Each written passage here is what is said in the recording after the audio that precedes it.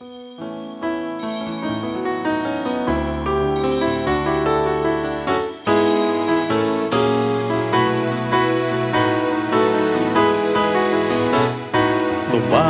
tayo sa ating Panginoon, awitan, purihin ang batong kublihan.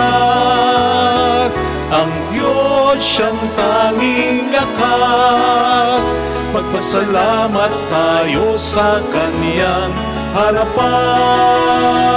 Ang Diyos ay awitan, ating purihin nang may tuwa at galak, nang may tuwa at galak.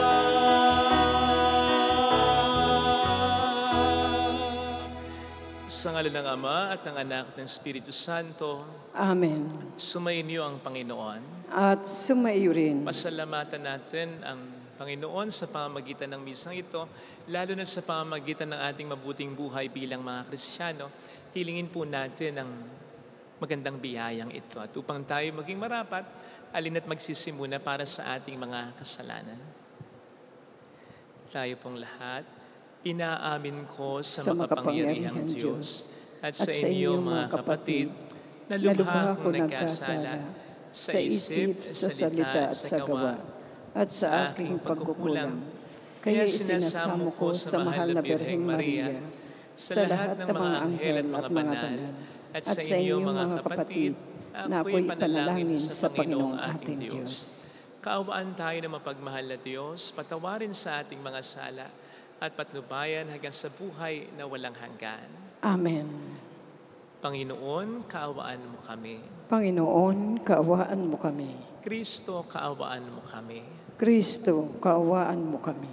Panginoon, kaawaan mo kami. Panginoon, kaawaan mo kami. Yumuko tayo, maaaring ibulong muna sa Panginoon ang ating mga intensyon. Pagdasal natin ang mga tumutulong sa atin. Pagdasal natin ang mga OFW. Ngayon din ang mga may sakit at ang mga nag-aalaga sa kanila. Ang mga may pinagdaraanan ngayon sa buhay. Hilingin natin ang panalangin ng mahal na ina. Manalangin tayo. Ama naming makapangyarihan, ipagkaloob mong kami magkamit kailanman ng kalusugan at kagalingan sa aming katawan at kalooban. Pakundangan sa pagdalangin ng laging Birheng Santa Mariang Mahal, kami naway mahango sa hapis sa kasalukuyan at makinabang sa kaliwalatiang walang katapusan sa pamamagitan ni Jesucristo, asama ng Espiritu Santo magpasa walang hanggan. Amen. Ang salita ng Diyos mula sa sulat ni Apostol San Pablo sa mga taga-Kolosas. Mga kapatid, dati kayo'y malayo sa Diyos at naging kaaway niya dahil sa inyong kasamaan. Ngunit dahil sa kamatayan ni Kristo, ginawa niya kayong mga kaibigan upang makaharap sa Kanya ng walang kapintasan, banal at walang batik. Subalit kailangan kayong manatiling tapat at matatag sa inyong pananampalataya at huwag hayaang mawala ang pag-asang dulot ng mabuting balita na inyong narinig. Niloob ng Diyos na akong si Pablo ay maging tagapangaral ng mabuting balitang ito na ipinapahayag sa lahat ng tao. Ang salita ng Diyos. Salamat sa Diyos. Ang Diyos ang siyang tumutulong at sa akin nagtatanggol. Ang Diyos ang siyang tumutulong at sa akin nagtatanggol. Makapangyarihang Diyos, ako ay iligtas. Ipagsanggalang mo niyong iyong lakas. Dinggin mo, O Diyos, itong iyong anak sa aking dalangin ngayoy binibigkas. Ang Diyos ang siyang tumutulong at sa akin nagtatanggol. Batid kong ang Diyos ang aking katulong. Tagapagsanggalang ko ang Panginoon. Buong galak naman akong maghahandog ng pasasalamat sa Panginoong Diyos dahilan sa kanyang mabuting kaloob. Ang Diyos ang siyang tumutulong at sa akin nagtatanggol.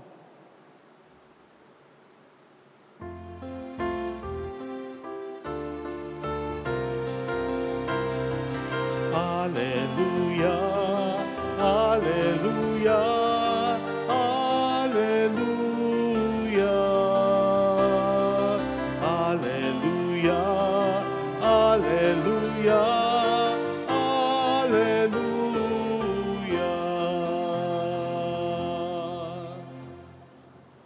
Sumainyo ang Panginoon.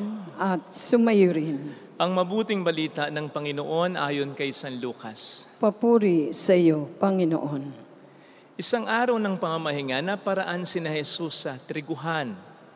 Ang kanyang mga alagad ay nangitil ng uhay at kanilang kinain ang mga butil matapos ligisin sa kanilang mga kamay. Bakit yung ginagawa sa araw ng pamamahinga ang pinagbabawal ng kautusan? Tanong ng ilang Pariseo. Sinagot sila ni Jesus, hindi pa ninyo nabasa ang ginawa ni David nang magutom siya at ang kanyang mga kasama? Pumasok siya sa bahay ng Panginoon, kumuha ng tinapay na handog sa Diyos at kumain ito. Binigyan pa niya ang kanyang mga kasama. Bagamat ayon sa kautusan, ang mga saserdote lamang ang may karapatang kumain niyon. At sinabi pa niya sa kanila, ang araw ng pamamahinga ay nasa ilalim ng kapangyarihan ng anak ng tao. Mga kapatid, ang mabuting balita ng Panginoon. Pinupuri ka namin, Panginoong Jesucristo. Welcome sa Our Lady of Lazaret Quasay Parish, kung saan ayos lang pong umiyak, sasamahan tayo ng mahal na ina sa pag-iyak sa pagdarasal upang maging maayos ang lahat. Kamakailan po ay nakatanggap tayo ng malungkot na balita na namatay na si Judge Frank Carpio sa edad na 88. Si Judge Carpio po ay sikat sa social media sapagkat nagwa-viral yung paraan niya, yung nakaka-touch niyang paraan ng pag-handle ng mga kaso, minor violations, with love and compassion. Landong ini-interview niyang mabuti, hindi sa offensive na paraan, yung mga nag-violate. Inaalam niya kasi yung buhay ng mga ito, yung estado ng buhay. And then, pinag-explain niya ng maayos kung paano at bakit nagawa yung violation nila. Makikita mo, masusurpresa pa. Madalas yung ini-interview niya, kasi sa halip na ang may highlight ay yung pangit o yung violation na ginawa nila, ang may highlight ay yung maganda palang katangian nila na po pwedeng hindi pa nasabi sa kanila, kahit na mga taong mahalaga sa kanila, kasi biglang pupurihin ni Judge Carpio yung mga magandang achievements at characteristics ng mga nasa harapan niya nag-explain ng violation nila. Kasi nga, in-interview niya, nalalaman niya yung buhay eh. Akalain mo yung judge na sa akala mo, na-expect mo na magsasabi sa iyo, ang tigas ng ulo mo, napakapasaway mo. Instead ng sasabihin sa you are a good son, you are a great father. Oh man, that will really change your life. And men experienced that. Kaya nga si Judge Carpio ay nabansagang the world's nicest judge. Pero alam po ba ninyo na hindi siya nagsimula ng ganito na? Nalaman ko ito sa isa sa kanya mga interviews. Tinanong siya kasi, ano yung kaso na hindi mo makakalimutan buong buhay mo? At sinabi niya na ito yung unang kasong ginawa ka niya, kung saan nando doon ang kanyang ama. Kasi nga, first case, sabi niya his first day on the bench, kaya he invited his dad to watch him, to view him. And so there was this woman with 3 kids na mayroong worth $300 na violation sa parking, something like that. Na kinakailangan ba? Kaya lang, sa entrada pa lang daw ng babae, medyo mayabang na, hindi ko kayang bayaran niya. So nagsuggest daw siya ng mga paraan para mas madaling makabayad yung babae. Pero landong ini-interrupt daw siya ng babae, hindi ko kayang bayaran yan kahit ano pang gawin mong paraan. Nayabangan daw siya. Kaya sabi niya, sige, magbayad ka na lang. Tulungan ka na nga lang eh. Hindi ka nagbayad, i-impound yung sasakyan mo. Case close na tayo. Pagkatapos daw, tinanong niya ang kanyang ama, kamusta, Dad? Okay ba yung ginawa ko? And to his surprise, ang kanyang ama ay nadismaya pala. Sabi sa kanya, hindi mo dapat kinausap yung babae ng ganon. Hindi mo ba nakita? Takot siya. Marami siyang inaalala, balisa siya. You don't treat people like that. Yun daw ay tumatak sa isip niya at yun daw ang kahuli-huliang beses. Yung unang kaso, pero yun ang kahuli-huliang beses. Naging impatient siya sa mga tinatanong niya sa mga kaso na violate nila.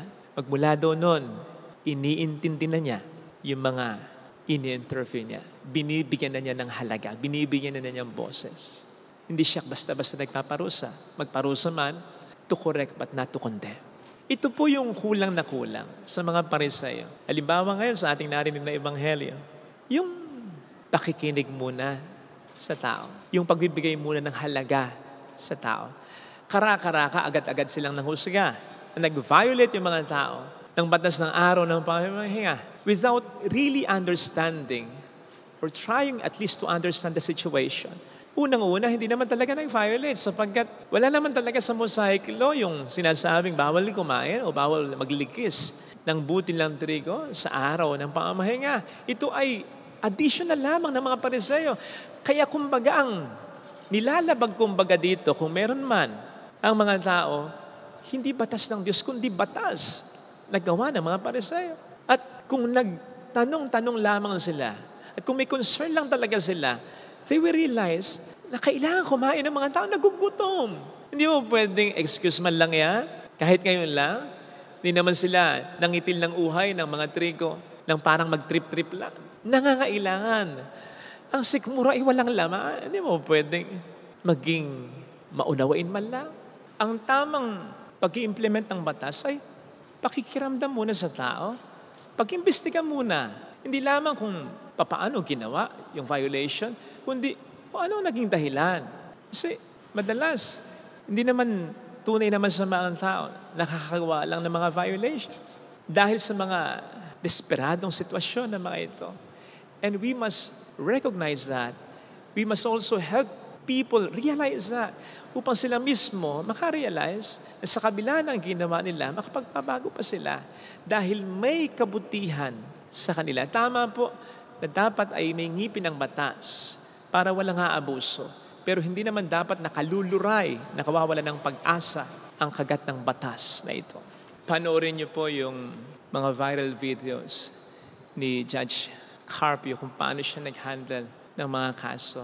And I'm sure matatouch din kayo kahit pa paano. Hindi ko lang alam ang dahilan. Maaring maisip nyo rin na dapat din talagang bigyan ng second chance yung tao o pwede nyo maisip na sana magaya ninyo si Judge Carpio. Lalong-lalo na sa pagtrato ng mga nagkakamali sa buhay nyo. Lalo pat hindi naman iba sa inyo yung tao. Ano man sa dalawang dahilan na ito, isa lang ang tinutumbok. Yung naging sagot din ni Judge Carpio sa isang interview that what the world needs right now is love. Mula noon hanggang ngayon, pagmamahal ang kailangan ng mundong ito. Maybe tough love, pero still love. Alam naman natin na ang nagpauso nito, noon pa man ay ang ating Panginoong Jesucristo. Nang sabihin niya, ang pinakamahalagang batas sa lahat ay yung pagmamahal. Pagmamahal sa Diyos at pagmamahal sa ating kapwa-tao. Sapagkat kung may pagmamahal lang talaga tayo, unang-una, wala o malilimitahan ang gagawa ng masama. Ikalawa, may makagawa naman ng masama. Madaling ma-implement ang batas. Hindi sa paraan para alisin ng pag-asa, kundi para mabigyan din pa rin ng pag-asa ang iba, ang nagkasala na makapagbago pa. Ito sana ang hilingin nating biyaya sa ating banal na misa. Ilagay natin ang ating kanang kamay sa tapat ng ating puso.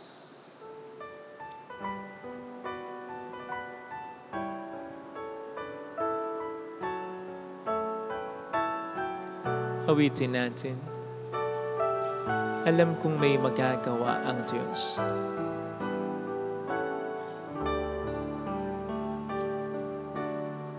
Alam kong may magagawa ang Diyos. Alam kong may magagawa ang Diyos. Alam kong Walang imposible sa Kanya.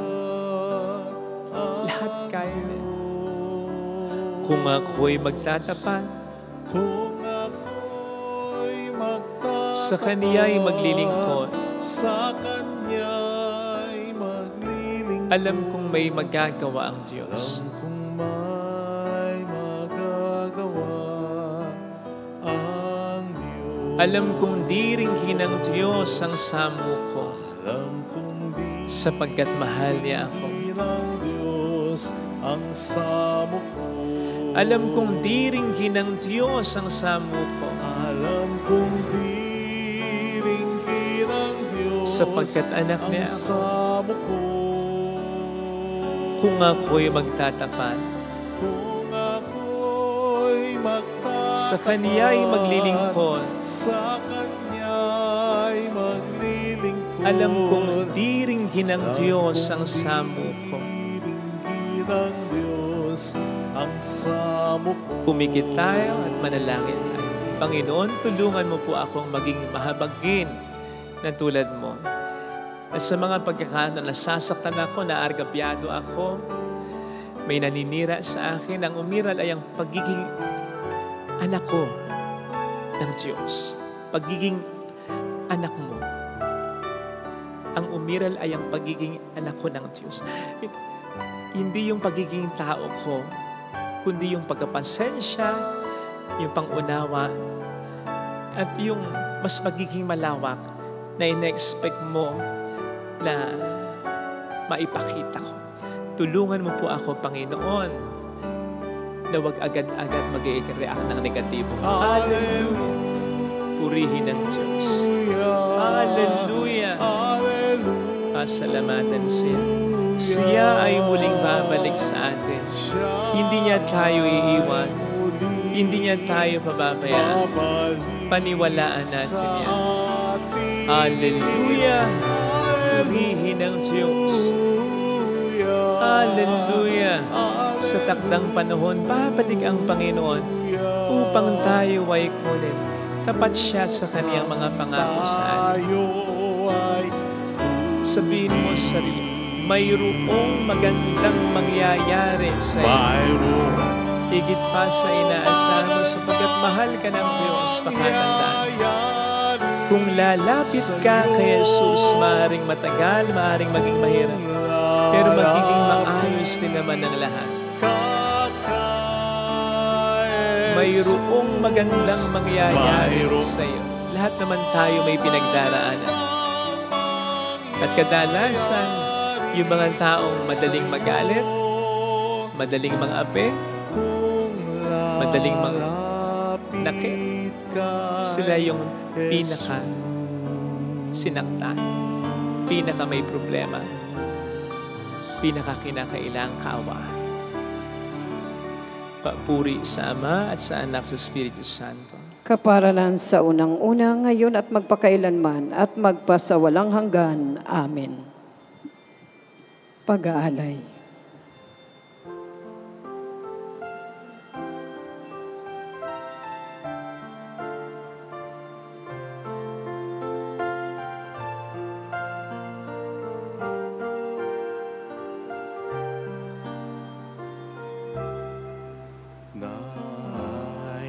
Nahayagan yung kadakilan sa tinapay at alak na lang. Tikim ng dulot mong kaligtasan, halik ng langit sa amin iyong sambayanan. Ang iyong katawan ay inihain upang kami ay makapiling. Paglilingkuran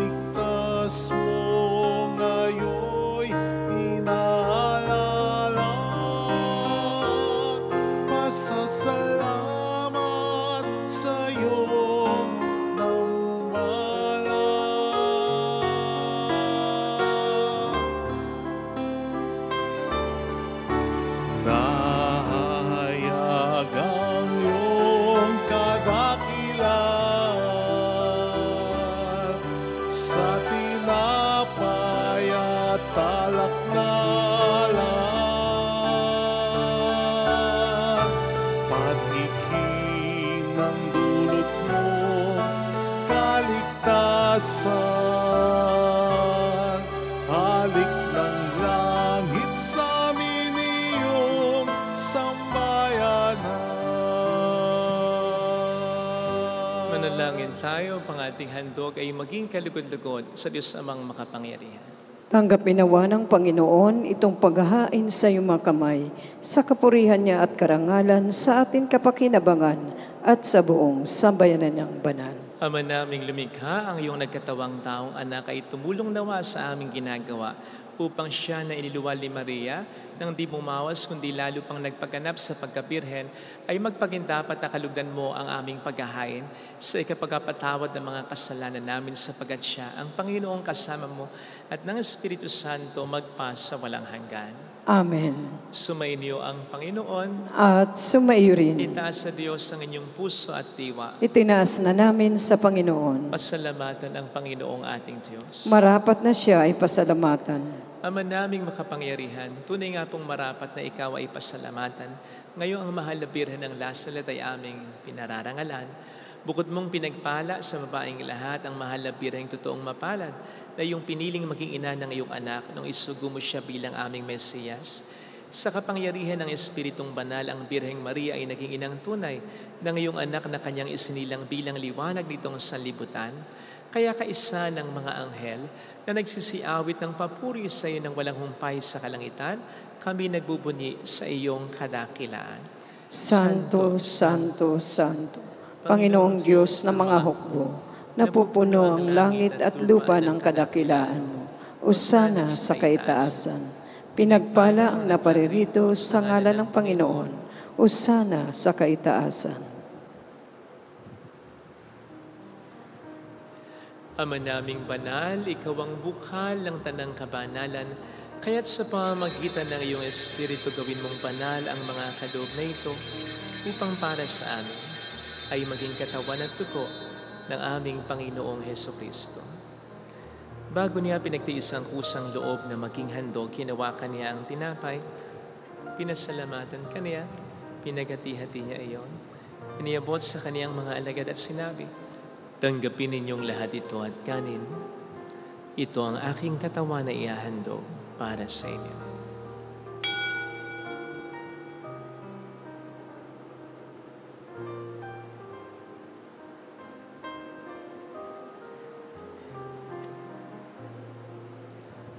Gayun din naman nang matapos ang hapunan, hinawakan niya ang kalis, huli kaniyang pinasalamatan.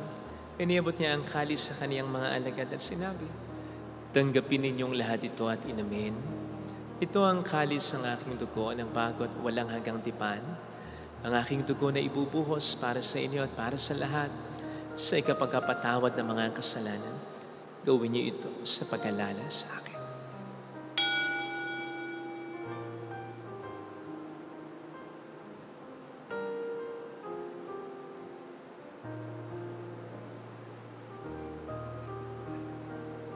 Ipagbunyiin natin ang misteryo ng ating pananampalataya. Si Kristo'y namatay, si Kristo'y nabuhay, si Kristo'y babalik sa wakas ng panahon. Ama, ginagawa namin ngayon ang pag-alaala sa pagkamatay at muling pagkabuhay ng iyong anak. Kaya inialay namin sa iyong tinapay ng buhay at ang kalis ng kaligtasan. Kami nagpapasalamat dahil kami iyong minarapat at tumayo sa harap mo para maglingkod sa iyo. Sinasamo namin kami na magsasalo sa katawan at dugo ni Kristo ay mabuklod sa pagkakaisa sa pamamagitan ng Espiritu Santo. Ama, lingapin mo ang iyong simbahang laganap sa buong daigdig. Puspusin mo kami sa pag-ibig. Kaisa ni Leon na aming Papa, ni Dennis na aming Obispo at ang Tanang Kaparian. Alalahanin mo ang mga kapatid naming nahimlay ng may pag-asang sila'y muling mabubuhay, lalo na po ang aming mga ipagdarasal. Saglit nating ipagdasal ang ating mga minamahal sa buhay, kakilalang iyo mauna. Kaawaan mo sila at patuloyin sa iyong kaliwanagan. Kaawaan mo at pagkingtapatin kaming lahat na makasalo sa iyong buhay na walang wakas. Kaisa ang mahal na Birhen ng Lasalet, ang Ina ng Diyos. Isanusay ang kabiyak ng kanyang puso lahat ng mga banal na namuhay dito sa daigdig ng kalugod-lugod sa iyo. Maipagdiwang naman namin ang pagpupuri sa ikararangal mo sa pamamagitan ng iyong anak, aming Panginoong Hesukristo. Sa pamagitan ni Kristo, kasama niya at sa Kanya, ang lahat ng parangal, papuri ay sa iyo, Diyos amang makapangyarihan, kasama ng Espiritu Santo, magpasawalang hanggan.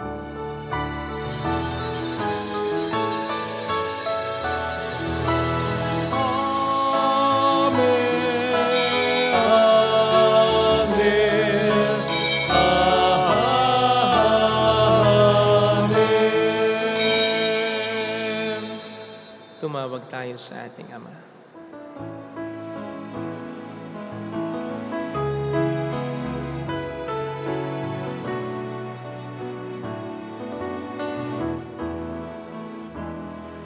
Ama namin, sumasalangit ka, sambahin ang ngalan mo, Mapasamin ang kaharian mo, sundin ang loob mo dito sa lupa para nang sa langit. Bigyan mo kami ngayon ng aming kakanin sa araw, at patawarin mo kami sa aming mga sala, para ng pagpapatawad namin sa nagkakasala sa amin.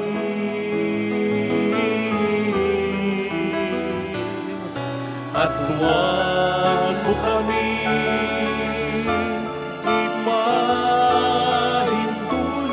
sa tukso, at iadya mo kami sa lahat ng masama.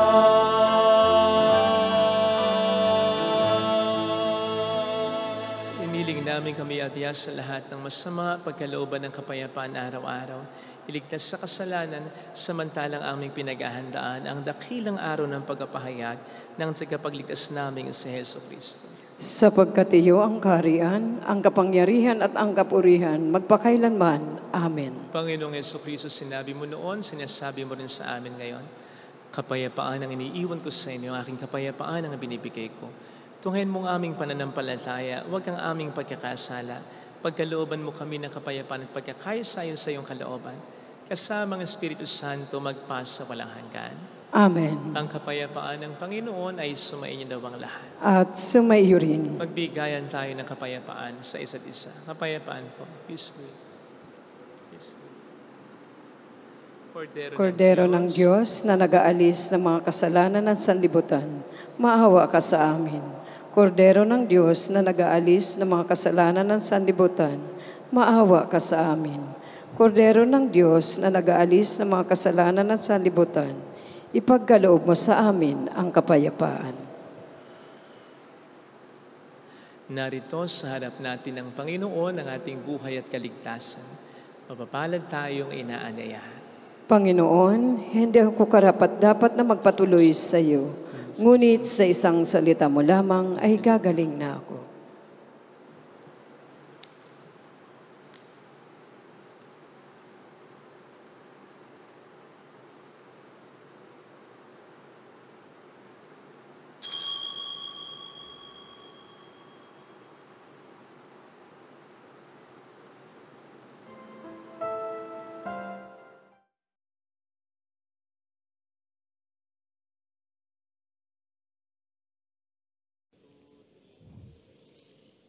Panalangin para sa espiritual na pakikinabang. Panginoong Hesus, ako ay naniniwala na ikaw ay nasa kabanal-banalang sakramento. Iniibig kita ng higit sa lahat at ninanasa kong tanggapin ka sa aking kaluluwa. Sapagkat sa mga sandaling ito, hindi kita matatanggap sa sakramento. Tumuloy ka sa espiritu sa aking puso Niyayakap kita na parabang naririto ka na. Inaalay ko ng buong buo ang aking sarili sa iyo. Huwag mong hayaang mawalay ako sa iyo. Amen. Ay kapal sa diwa ng pagmamahal, tayo ngayon'y nagdiriwang. Ang Diyos sa may lalanahan, sa may pag-ibig na tunay, kung saan may pagmamahalan, ay naroon ang Diyos. Kung saan mananana pag-ibig, ay naroon ang Diyos. Kung saan may pagmamahalan, ay naroon ang Diyos. Kung saan mananana pag-ibig, ay naroon ang Diyos. Manalangin tayo. Ama naming mapagmahal, sa pagsalo namin sa banal na pakikinabang, ang iyong kagandaang loob ay aming hinihiling upang ang pagpaparangal namin sa mahal na Birhen at pagtulad namin sa Kanya ay magpagindapat na aming paglingkuran ng pagganap sa kaloob mong kaligtasan. Sa pamamagitan ni Jesucristo, kasama ng Espiritu Santo, magpasa walang hanggan. Amen. Holy God, Holy Mighty One, Holy Immortal One. Have mercy on us, Son of the whole world. Holy God, Holy Mighty One, Holy Immortal One. Have mercy on us, Son of the whole world. Holy God, Holy Mighty One, Holy Immortal One. Have mercy on us, Son of the whole world. Jesus, King of Mercy, We trust in you. alalahanin, Alalahanin, o mahal na Birhen ng Lazaret, ina ng pag-asa, ikaw ang nagpapaalala sa amin magbalik loob sa Ama. Ito ang nagpapatunay na ang kagandahan loob mo'y nanatiling busila. Sa pag-aaruga mo sa amin, tungkulin mo'y tinupad. Sa paanan ni Kristo ay tinuring mo kaming mga tunay mong anak. Kaya ninais mong ni Isay huwag mapahamak, maging sa iyong walang tigil na pananalangin pati luhay pumatak. Huwag naman mawala ng saysay ang iyong paghihirap. Hiling nawa namin sa iyo, o aming inang liyag, na matapos ang pakikibaka namin sa mundong ito at sa pananatili namin tapat kay Kristo, sa kapurihan mo'y makibahagi kaming ganap, upang kung nasaan ka ngayon ay maparoon din kaming lahat, at ang kaganapan ng kalwalhatian ng Diyos Amay tuluyang matupad siya'y nawa. mahal na Birhen ng Lazaret, tagapagkasundo ng mga makasalanan. Ipanalangin mong walang patid, kami mga dumudulog sa iyo. Marami pong salamat sa inyong pakikisa at sa inyong suporta na nakikindahilan para makatulong din po tayo sa iba, lalong-lalo na yung mga nangangailangan simbahan, parokya talaga. Salamat po. Panginoon na po ang bahala sa inyo. At yan po ang lagi naming dasal. Personal ko ring dasal para sa inyo. Sumayin niyo ang Panginoon. At sumayo rin. Pagpalain kayo kasama ang ating pamilya ng mapagmahal na Diyos, ng Ama at ng Anak, ng Espiritu Santo. Amen. Umayo tayo sa pag-ibig ni Kristo. Salamat sa Diyos.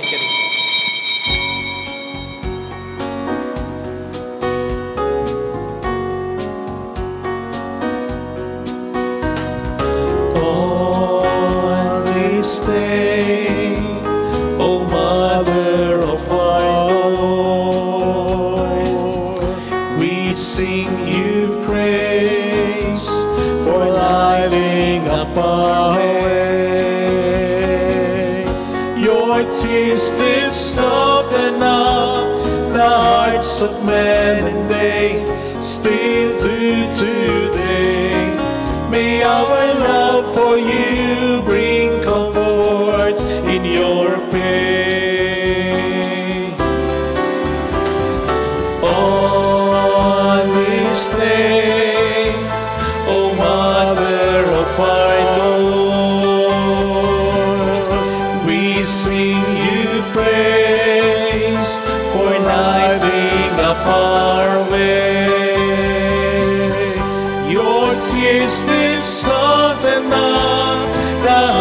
of men and they still do today. May our love for you bring Magandang buhay sa inyo mga comfort in ka-channel. your Tayo po ay pain.